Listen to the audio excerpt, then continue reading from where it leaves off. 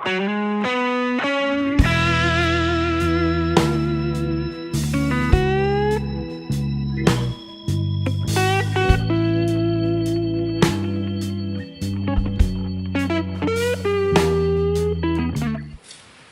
folks, welcome to my YouTube channel. This is my first YouTube video, and I hope that the ones that are coming up shortly, you'll find some useful information, and you'll also later on down the road find some that will be entertaining. About 2 years ago I got into kayaking. I started out with a Hobie Pro Angler 12. Great kayak, had a great time with it. Then several months ago I had shoulder surgery, and the strength and ability just never came back. So I decided it was time to get a lighter kayak. So that's what I did. I bought Native Watercraft Slayer Propel 10, and this is color is called Lizard Lick. I like that, Lizard Lick. I've been fishing with it all summer long, having a great time, and I think I've got enough history with both kayaks that I can give you a good unbiased comparison. In the comparison, you'll see a number of clips that are from videos which show the advantages of both kayaks. I want to give a word of thanks to all those folks that put those videos together, because this comparison is going to be a lot more entertaining with those clips in it than it would be if I was just reading off the various information, and you don't want to hear me do that. So now let's get on to the comparison.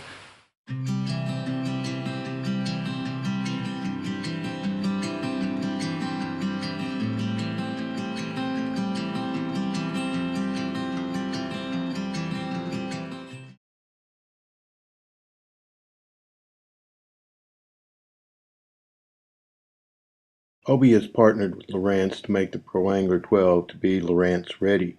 The kayak has a molded recess with a cover plate that protects the transducer. It allows the transducer to function fully, including water temperature. The Pro Angler can accept fish finders by Lowrance and other manufacturers.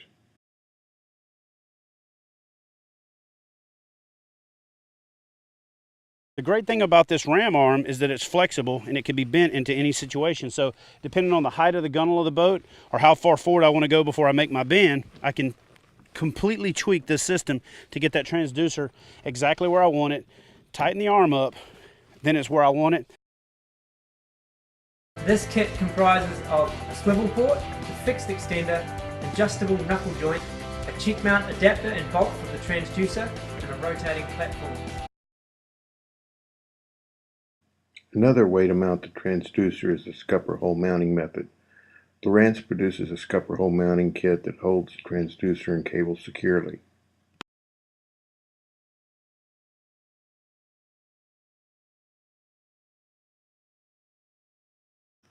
The Hobie Advantage seat is very comfortable.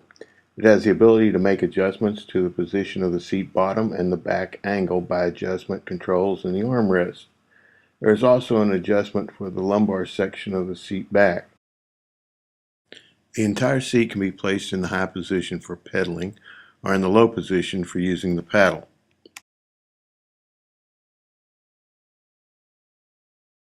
The Slayer First Class seat is very comfortable even without the type of adjustments found on the Hobie. There is no height adjustment for the seat. It does adjust forward and back to the propel drive.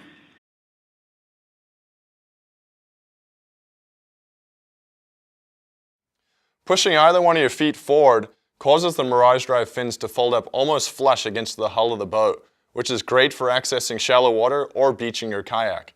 You can also use a flutter stroke to propel yourself when in shallow conditions. One cool thing I should mention is it can also go in reverse. That can be a big help when fighting a fish or even maneuvering the yak around in small rivers or creeks.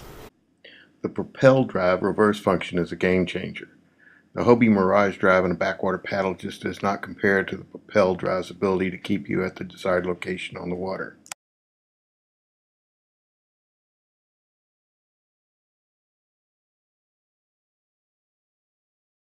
These little deals here have to be kicked toward the front.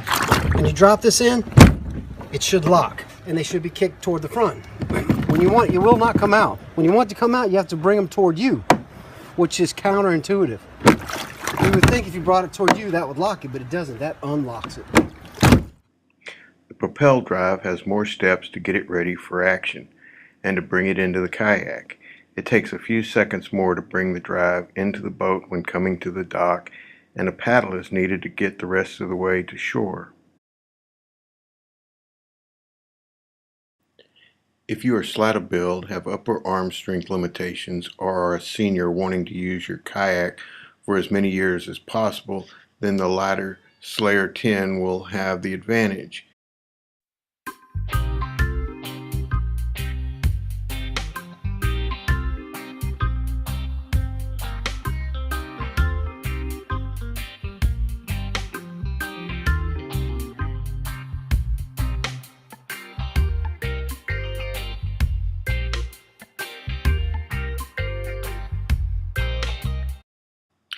It is obvious that the longer Pro Angler 12 will have more storage capability. However, I have found workarounds for the shorter Slayer 10 to hold all of my fishing gear.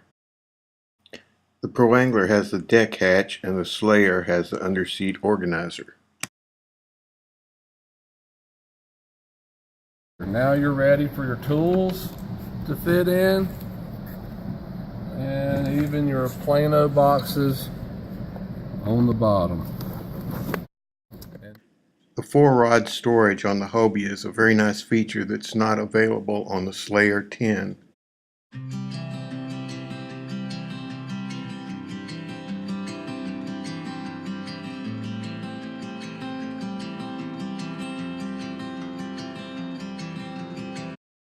In conclusion, which is the best kayak?